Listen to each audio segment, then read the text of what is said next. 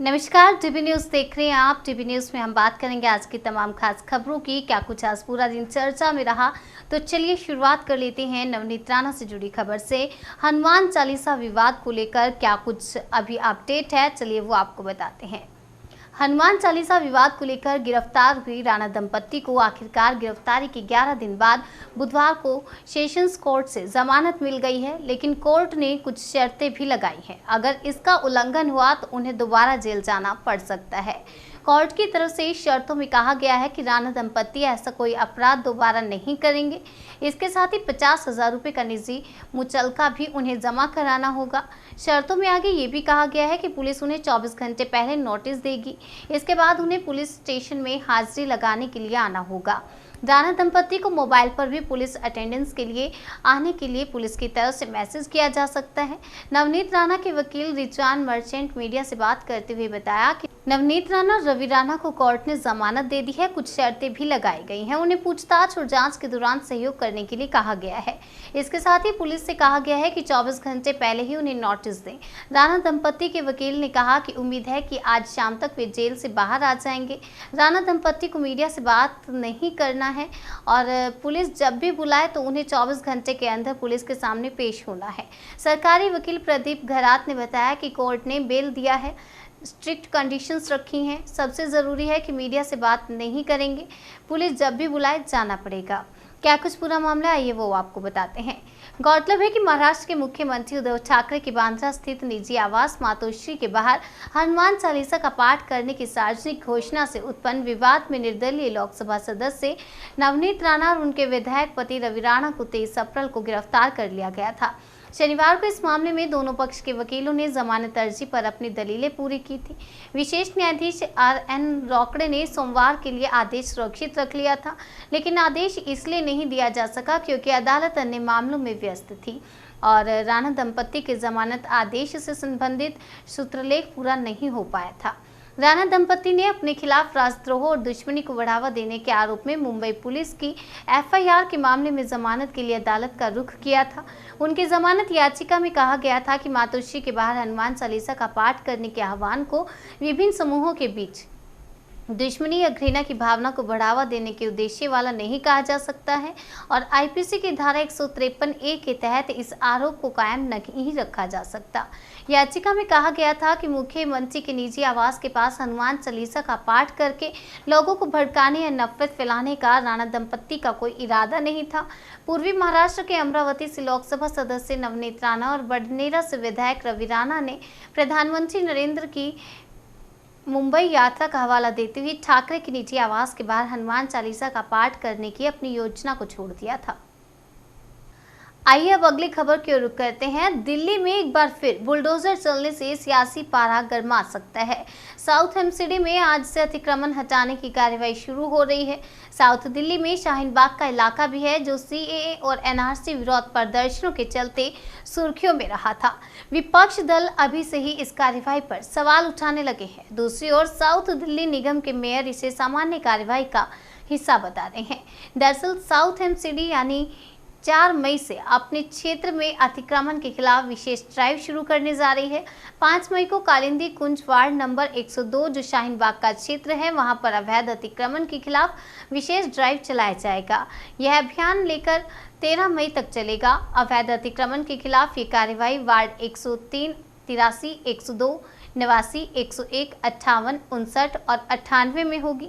South MCD के mayor ने ये साफ कर दिया है कि अवैध अतिक्रमण के खिलाफ निगम के द्वारा की जा रही कार्रवाई निगम की सामान्य प्रक्रिया का हिस्सा है। इस पूरी कार्रवाई के मद्देनजर दक्षिण दिल्ली नगर निगम ने कुछ दिन पहले दक्षिण दिल्ली के साउथ ईस्ट डिस्ट्रिक्ट सरिता विहार के DCP को भी पत्र लिखा था। पत्र में निगम द्वारा अवैध अतिक्रमण के खिलाफ चलाई जाने वाली कार्रवाई की पूरी डिटेल दी गई है, जिसमें स्पष्ट रूप से कहा गया है कि निगम के द्वारा अवैध अतिक्रमण की कार्रवाई में पुलिस के द्वारा न सिर्फ सहायता मुहैया कराई जाए बल्कि कार्रवाई के दौरान पर्याप्त सुरक्षा बल जिसमें महिला पुलिस भी हो उसकी नियुक्ति की जाए। पत्र से मिली जानकारी के मुताबिक साउथ एमसीडी के द्वारा 4 मई को MB रोड करनी Singh shooting range ward number 83 में अवैध अतिक्रमण के खिलाफ ड्राइव चलाएगा। 5 मई को कालिंदी कुंज वार्ड नंबर 102 जो शाहीन बाग का क्षेत्र है वहां पर अवैध अतिक्रमण के खिलाफ विशेष ड्राइव चलाई जाएगी। 6 मई को श्रीनिवासपुरी प्राइवेट कॉलोनी से Okhla railway station Gandhi camp ward number 89 और 9 मई को मेन रोड शाहीन बाग जी ब्लॉक जसोला कनाल से कालिंदी कुंज वार्ड 102।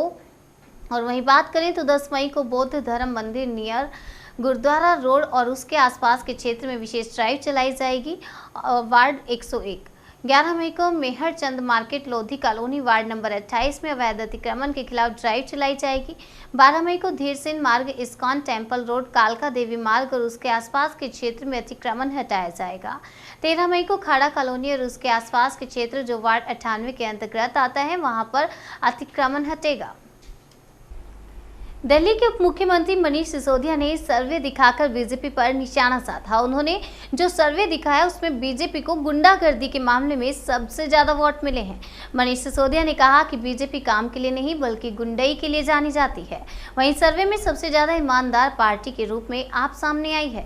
क्या कुछ कहा मनीष सिसोदिया ने, आइए आपको दिखाते हैं। 91% लोगों ने कहा कि भारतीय जनता पार्टी गुंडागिरी और दंगे कराती है। 8% लोगों ने कहा कांग्रेस और अदर्स 1% लोग। दूसरा सवाल था किस पार्टी में सबसे ज़्यादा लफंगे, गुंडे और अनपढ़ लोग हैं। तो भारतीय जनता पार्टी की छवि देखिए, 89% लोग कहते हैं कि भारतीय जनता पार्टी में सबसे ज़्यादा लफंगे, गुंडे और अनपढ़ लोग हैं। 5% कांग्रेस, 2% आप और 4% अदर्स। तीसरा सवाल था कि किस पार्टी में सबसे ज़्यादा शरीफ, पढ़े लिखे और ईमानदार लोग हैं। इसमें आम आदमी पार्टी को 73% लोगों ने कहा, कांग्रेस 15%, भारतीय जनता पार्टी 10% और अदर्स 2%। 73% आप, कांग्रेस 15%, बीजेपी 10%, अदर्स 2%। तो आज ये सर्वे भी बता रहे हैं कि भारतीय जनता पार्टी जनता के बीच पूरी तरह से बेनकाब हो गई है कि इनको ना सरकार चलानी आती, ना इनको कोई काम करना आता, ना स्कूल की बात करनी आती, ना अस्पताल की बात करनी आती, ना रोजगार की बात करनी आती, ना महंगाई पे कुछ करना आता, केवल गुंडई आती है। जहां भी इनको सत्ता मिलती है केवल और केवल गुंडई दिखाते हैं, गुंडई करते हैं। सड़क पर उतर के वो चाहे मुख्यमंत्री के घर पे चढ़ाव करना हो या आम आदमी के घर पे चढ़ाव करना हो, गुंडई के अलावा इनको कुछ नहीं आता और उसी में माहिर हैं भारतीय जनता पार्टी के लोग। जनता भी इस बात को मानती है। 11,54,231 लोगों ने इस बात को मोहर लगाई है कि भारतीय जनता पार्टी वाकई एक गुंडागिरी की पार्टी है, अब वो जनता और सरकार की पार्टी नहीं है। Thank you. सर, आज से निर्माण पे स्थल पर जो मजदूर हैं उनके लिए बस की सेवा शुरू की गई। निर्माण स्थल पे तो मजदूरों के लिए बस सेवा, बस फ्री पास दिया गया है और करीब 10 लाख मजदूरों को दिल्ली के उसका फ़ायदा मिलेगा। महिलाओं के लिए तो पहले से ही सबके लिए बस में फ्री यात्रा है, पर निर्माण मजदूरों के लिए भी सरकार की ओर से फ्री पास दिया जाएगा। ये सर्वे कैसे कराया गया, कितने दिनों में कराया गया पूरा? जैसे मैंने बताया 2 हफ्ते ये सर्वे कराने में लगे और इसमें IVR कॉल्स के माध्यम से, फील्ड सर्वे के माध्यम से, कैटी सर्वे के माध्यम से, तीनों तरीके से इसको कराया गया था। फिर से बुलडोजर चलाया था। एक सवाल ये कि जो अतिक्रमण को लेकर बीजेपी नोटिस जो दिया गया है की तरफ से, उसका किस तरह देखते हैं जो अतिक्रमण की कार्रवाई नहीं, ये तो हमने पहले भी कहा है कि भारतीय जनता पार्टी ने 17 साल में खूब पैसे खा खा के, और यही सर्वे में भी निकल के आ रहा है, ये जो आज बुलडोजर चला रहे हैं ये भी कहीं ना कहीं भारतीय जनता पार्टी की गुंडई का ही नतीजा है कि पहले तो पैसे लेके लोगों से अवैध उनकी रेहड़ी पटरी लगवाई, नेताओं ने महल दो महले बना लिए।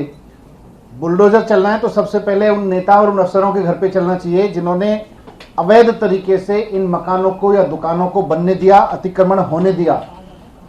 सबसे पहले कार्रवाई उन लोगों पर होनी चाहिए जिनकी जिम्मेदारी थी कि अवैध अतिक्रमण ना हो।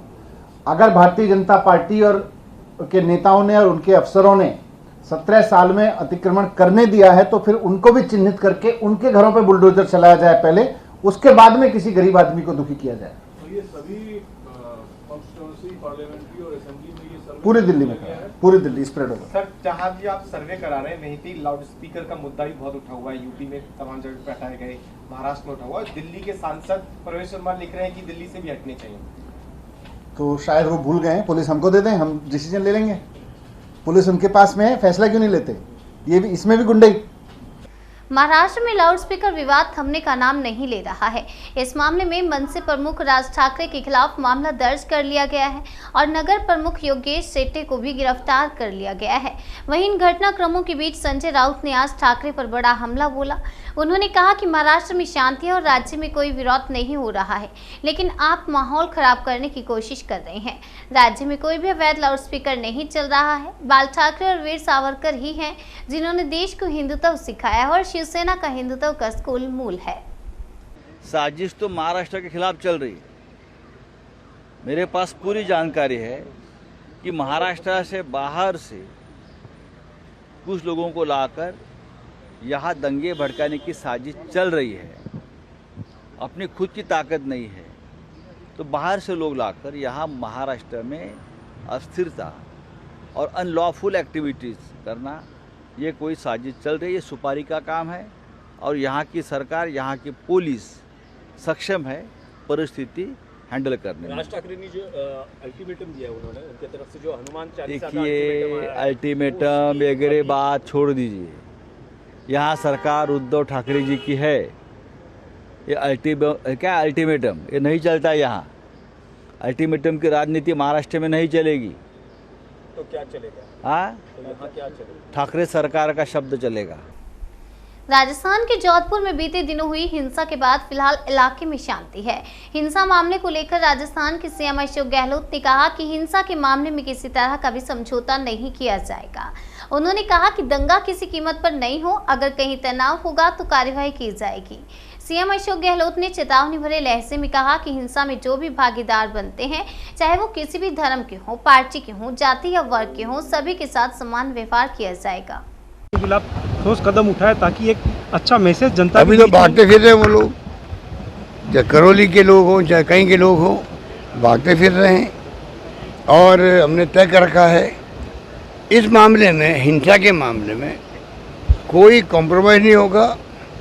दंगा किसी कीमत पर नहीं हो। अगर कहीं तनाव भी होगा तो कार्रवाई करेंगे। और जो दंगा कराने वाले लोग हैं, जो भागीदार बनते हैं, चाहे वो कोई जाति का हो, कोई धर्म का हो, कोई वर्ग का हो और कोई राजनीतिक पार्टी का हो, समान व्यवहार किया जाएगा। क्योंकि हम नहीं चाहेंगे कोई व्यक्ति को अधिकार है कानून को हाथ में लेने का। और ये जो धज्जियां उड़ा रहे हैं संविधान के देश के अंदर, जिस रूप में ये लोकतंत्र की हत्या कर रहे हैं, पूरा देश देख रहा है। पूरा मुल्क के साहित्यकार, पत्रकार, लेखक सब चिंतित हैं और इनको कोई शर्म भी नहीं आ रही है। खुला नाच हो रहा है, दंगे भड़क रहे हैं, कानून की धज्जियां उड़ रही है, क्योंकि इनको घमंड आ गया। बुलडोजर के माध्यम से बुलडोजर चला के चुनाव जीत क्या गए हैं। ये फेक एनकाउंटर ये करते हैं, बुलडोजर ये चलाते गरीबों पर। मैं समझता हूँ कि जनता समझ रही इनकी असलियत को और माकूल समय आने पर इनको जवाब मिलेगा। सर, अतिक्रमण के खिलाफ जोधपुर में क्या स्थिति है सर? अब शांति है, अब शांति है, सद्भावना का प्रयास किए जा रहे हैं। और जोधपुर की अपना बहुत ही पॉपुलर रही हमेशा, मारवाड़ की आपस में प्रेम भाईचारा रहा है सदियों से वहाँ। और मैं समझता हूँ कि उसी रूप में लोग व्यवहार करेंगे वापस। और जो गलतफहमी पैदा हुई है या किसी मिसक्रिएंट लोगों ने ये कार्रवाई करवाई है जिससे कि तनाव पैदा हुआ, छोटी-छोटी घटनाएं भी हुई, वो घटनाएं बंद हो गई है। मैं उम्मीद करता हूँ जोधपुर वासियों की जो विरासत है उनको संजो के रखेंगे, वापस प्रेम और मोहब्बत के साथ में नजदीक आएंगे। देश के 7 राज्यों में दंगे भड़के हैं, 7 राज्यों में। आप कल्पना कीजिए, बुलडोजर चले हैं वहाँ पे गरीबों पर। क्या क्या नहीं हुआ है गुजरात में, मध्य प्रदेश में, दिल्ली में, सब जगह पर यहाँ शांति रही। शांति इनको हजम नहीं हो रही है। इनको ऊपर से इंस्ट्रक्शन है इनके हाईकमांड के, जितना ज़्यादा राजस्थान सरकार को बदनाम कर सको आप लोग, जितना ज़्यादा अस्थिरता पैदा कर सको, ये इनके प्रकार इस काम में आपको जो निर्देश मिले हैं और इसीलिए इनके अंदर प्रतिस्पर्धा हो रही है। जितने उम्मीदवार बन गए हैं मुख्यमंत्री के, प्रतिस्पर्धा चल रही है, इनको होमवर्क दे दिया गया है, इसलिए हर चीज़ को लंबा खींच रहे हैं। करौली में घटना हुई 1-1.5 घंटे बाद में सब शांति हो गई। पूरे देश के अंदर मीडिया भी चला रहा है करौली को लेकर के। रामगढ़ की घटना इनकी खुद की हुई है, चल रही है कांग्रेस बदनाम करने के लिए। जोधपुर की घटना में कल तमाम केंद्रीय मंत्री और जो पूर्व मंत्री सब उतर गए। ऊपर से कहा गया है, हमारे पास इन्फॉर्मेशन है जो सुनते आते हैं कि किस प्रकार इनको मैसेज आते हैं कि आपको किस प्रकार से कैंपेन चलाना है खिलाफ में। हम एक दूसरे अपील करते हैं तमाम पॉलिटिकल पार्टियों से, जहाँ तनाव होता है, तमाम लोगों से कि भाई आप लोग आगे आओ और शांति बनाने की अपील करो। ऐसे वक्त में हम जो जनप्रतिनिधि हैं उनकी ड्यूटी बनती है, धर्म बनता है, कर्तव्य बनता है कि हम कैसे शांति स्थापित करें। उत्तर प्रदेश के पूर्व मुख्यमंत्री और समाजवादी पार्टी के प्रमुख अखिलेश यादव ने सस्ते इंटरनेट डेटा को लेकर केंद्र सरकार को घेरा है। अखिलेश यादव ने सस्ते इंटरनेट को लेकर पीएम नरेंद्र मोदी के बयान पर तंज कसा है। समाजवादी पार्टी के अध्यक्ष ने कहा कि सिर्फ इंटरनेट डेटा से ही आम लोगों की जरूरतों को पूरा नहीं किया जा सकता। उन्होंने विदेश दौरे पर गए पीएम मोदी पर कटाक्ष करते हुए कहा कि सिर्फ डेटा से ही पेट नहीं भरता है। उन्होंने देश में आम जरूरतों की चीजों की बड़ी कीमतों को लेकर इशारा करते हुए कहा कि पेट्रोल, तेल और चावल, आटा आदि जैसी रोजाना जरूरी चीजों की कीमतें कम होनी चाहिए। समाजवादी पार्टी के अध्यक्ष अखिलेश यादव ने महंगाई के मसले पर केंद्र को घेरते हुए ट्वीट किया, सस्ता पेट्रोल, डीजल, गैस, दाल, चावल, तेल, घी और आटा भी हो, ना केवल डेटा, क्योंकि डेटा से पेट नहीं भरता है। उन्होंने इसी ट्वीट में सवाल भी उठाए हैं और कहा है कि जब है भूखे पेट तो क्या करेगा नेट। विदेशों में संपन्न लोगों से ताली बजवाना और देश में विपन्न आदमी की थाली सजवाना दोनों ही अलग अलग बातें हैं। दरअसल प्रधानमंत्री नरेंद्र मोदी विदेश दौरे पर गए हैं और पीएम मोदी ने बर्लिन में भारतीयों को संबोधित करते हुए दावा किया कि भारत में इंटरनेट कनेक्टिविटी काफ़ी तेज है। उन्होंने कहा कि भारत अब तेजी से तरक्की कर रहा है, सरकारी मशीनरी भी वही है, फाइलें भी वही हैं, लेकिन अब देश बदल गया है, जहां जाइए वहां काम चल रहा है। बर्लिन में संबोधन के दौरान भारी संख्या में प्रवासी भारतीय जमा हुए थे। इस दौरान लोगों ने भारत माता की जय और मोदी है तो मुमकिन है कि नारे भी लगाए। बता दें कि मंगलवार को पीएम मोदी जर्मनी से डेनमार्क पहुंचे और इसके बाद अपनी यात्रा के अंतिम चरण में वह कुछ समय के लिए फ्रांस में ठहरेंगे। कोरोना के नए एक्सी वेरिएंट के खतरे के बीच आज नए मामलों में 24% का उछाल आया है।